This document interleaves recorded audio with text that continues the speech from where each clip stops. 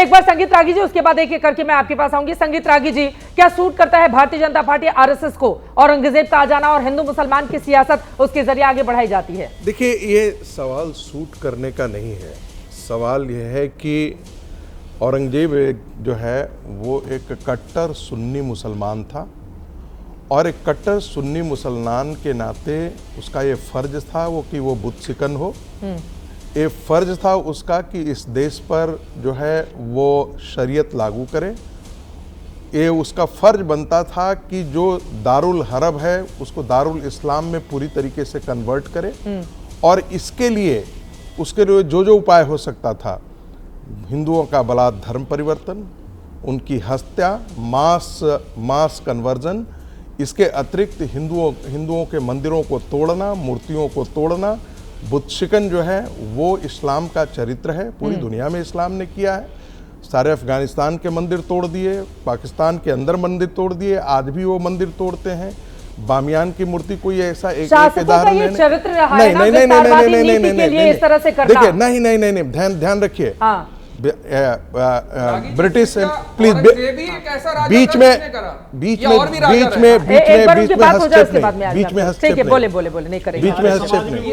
ये भी तो बता दें कि बिल्कुल आपने सही कहा। स्वामी दयानंद भी विरोधी थे। ठीक है, एक बार उनकी बात हो जाए उसके बाद यदि ये बदतमीजी होगी तो हम बर्दाश्त नहीं करेंगे। कोई बदतमीजी नहीं कर रहा है, सवाल पूछ रहे हैं। सुनो, हम तुम्हारी बात में ना इंटरफेयर करेंगे और न तुम मेरी बात पे इंटरफेयर करोगे। बस इतनी में ध्यान रखो, चुप रहो, ठीक है। तो वो एक बुत सिकन था। इस्लाम का ये चरित्र है। दुनिया में रक्तपात करता हुआ इस्लाम तलवार के बल पर गया। भारत के अंदर ही जहां जहां गया उसने भारत के मंदिरों को ध्वस्त किया, मूर्तियों को तोड़ा। और ये जो वामपंथी गिरोह और इस्लामिस्ट गिरोहों का जो इतिहास है उसके अंदर इसको ढकने तोपने की कोशिश की गई। समाजवादी पार्टी जैसा एक चरित्रहीन, राजनीतिक चरित्रहीन पार्टी जानबूझ करके इसके पक्ष में खड़ी होती है ताकि वो मुस्लिम वोटों का गोलबंदी कर सके। पार्टी मतलब मैं राजनीतिक चरित्रहीनता इसलिए कहता हूं कि औरंगजेब जो है वो राष्ट्रीय घृणा का विषय होना चाहिए था। उसे राष्ट्रीय सम्राट के तौर पर जो विभूषित करने की पदवी देने की कोशिश जो है वो कांग्रेस पार्टी ने किया है। और भारत का मुसलमान, आप लोग टारगेट कर रहे हैं, अकेले वो 2009 से लगातार जीत रहे हैं। 10 सेकंड और भारत के मुसलमान उनको अपने दादा परदादा की तरफ समझ करके उनमें अपना श्रेयस समझते हैं। बिल्कुल नहीं, तो बिल्कुल उनकी गलत, मानसिकता समझने के लिए ये काफी हो जाता है। एक बार राजकुमार भाटी जी की पार्टी को उन्होंने राजनीतिक कुछ समझ सकते हैं कि भारत के मुसलमानों की मानसिकता भारत के विभाजन के पश्चात भी वो बदली नहीं है। अभी भी वो मानते हैं कि वो मुगलों के औलाद हैं, अभी भी वो मानते हैं वो सुल्तानों की औलाद है। किसने कह दिया कि वो मानते हैं इस बात को? भाई उसी के लिए खड़े होते हैं। नहीं तो एक कहा जाता है, कहावत के अंदर नहीं पढ़ाया जाता है। एक कहावत है कि नया मुसलमान जिससे आगे नहीं पढ़ सकते। अरब में इनको जानवरों की तरह भी नहीं ट्रीट किया जाता है, उससे भी बदतर ट्रीट किया जाता है भारत के मुसलमानों के बारे में क्या कहेंगे? और जब ये टोपी और अपनी दाढ़ी लेकर के जाते हैं ना तो एयरपोर्ट पर इनको नीचे से ऊपर पर 15 घंटे बिठा लिया जाता है। इनको मुसलमान भी ठीक से नहीं समझा जाता है। लेकिन भारत का मुसलमान अपने आप को मुसलमान साबित करने के लिए जिसको कहते हैं नया मुसलमान ज्यादा प्यार करता है, वही चरित्र है भारत के मुसलमानों का। लेकिन पुष्मित्रा शुंग जो है वो आपके आइडल हो सकते हैं, राजा शशांक आपके आइडल हो सकते हैं और हिटलर आपका आइडल हो सकता है। जिस तरीके से वो बहुसंख्यकवाद और अल्पसंख्यकवाद की राजनीति, ये तो आरएसएस का लिखा हुआ है, ये इतिहास लिखा हुआ है आरएसएस का।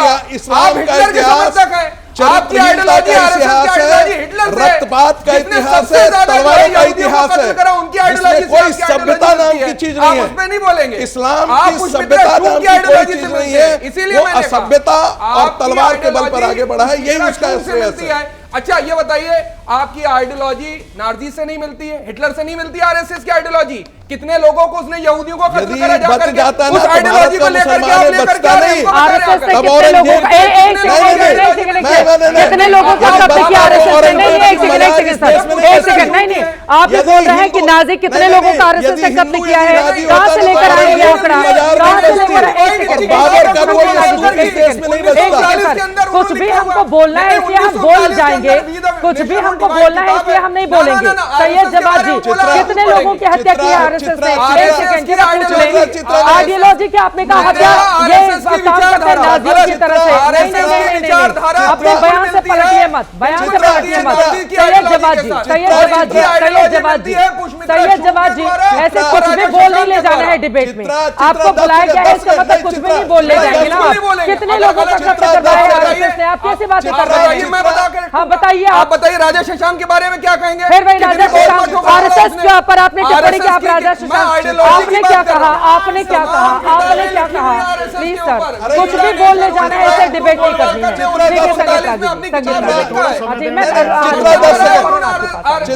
संगीत राजी, चित्रा 10 सेकंड। भारत का हिंदू ऐसे ही असहिष्णु होता और राष्ट्रीय स्वयंसेवक संघ असहिष्णु होता तो यहाँ पर मस्जिदें नहीं बचती, यहाँ पर मजार नहीं बचते। जैसे पाकिस्तान के अंदर इस्लाम जैसे प्रकार से लेकर एक बर्बर इस्लाम जो है वो पाकिस्तान के अंदर सारे मंदिर तोड़ डाले, अफगानिस्तान के अंदर सारे मंदिर तोड़ डाले। भारत का हिंदुओं ने उनकी सुरक्षा की है।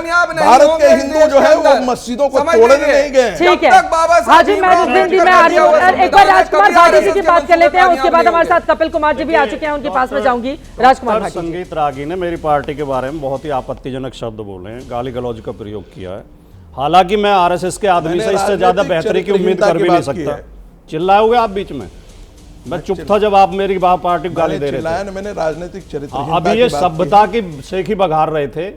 आरएसएस की ये सभ्यता विपक्षी पार्टी को गाली देंगे, चरित्रहीन बताएंगे। आपका मुख्यमंत्री सदा फिर चिल्लाने लगे आप बीच में, ये सभ्यता आपकी, फिर चिल्लाने लगे। मैंने राजनीतिक फिर चिल्लाने लगे आप, शब्द का प्रयोग फिर चिल्लाने लगे आप, और इसलिए किया है कि मुसलमानों के वोट के लिए, मुसलमानों के लिए वोट के लिए मैं व्यक्ति के तौर पर बोल रहा हूँ, मैं व्यक्ति के तौर पर बोल रहा हूँ। अब मैं किसी संगठन का प्रतिनिधित्व नहीं कर रहा है, मैं एक राजनीतिक विश्लेषक के नाते यहाँ पर बैठा हूँ और बोल रहा हूँ। और मैंने राजनीतिक चरित्रहीनता की बात की है। अगर मैंने और कुछ शब्द नहीं बोला। अगर चीख चिल्लाहट का कंपटीशन होना तो मैं इससे अपने आप को बाहर करता हूं, क्योंकि मैं चीख चिल्लाहट का, अगर तर्क होने हैं तो सुने, फिर बोलिए, सुनाइए ना, सुनने के लिए वो बीच में चिल्लाते हैं। एक और दूसरे भी चिल्लाने लगे थे, ये भी चिल्लाएंगे अभी।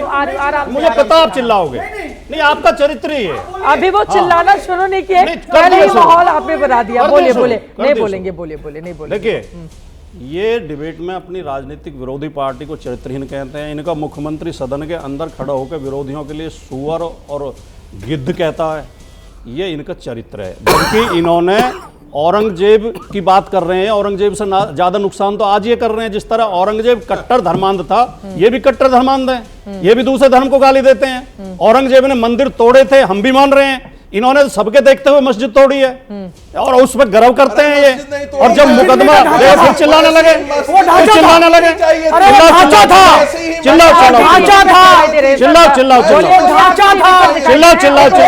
चिल्लाओ। इसका मतलब आपके पास तर्क नहीं है।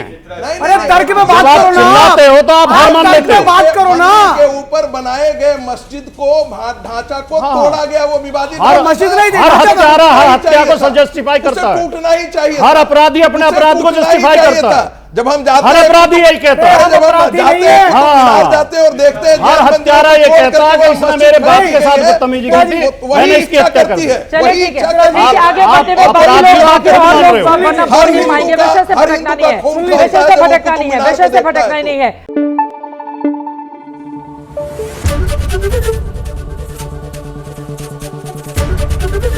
एबीपी न्यूज आपको रखे आगे।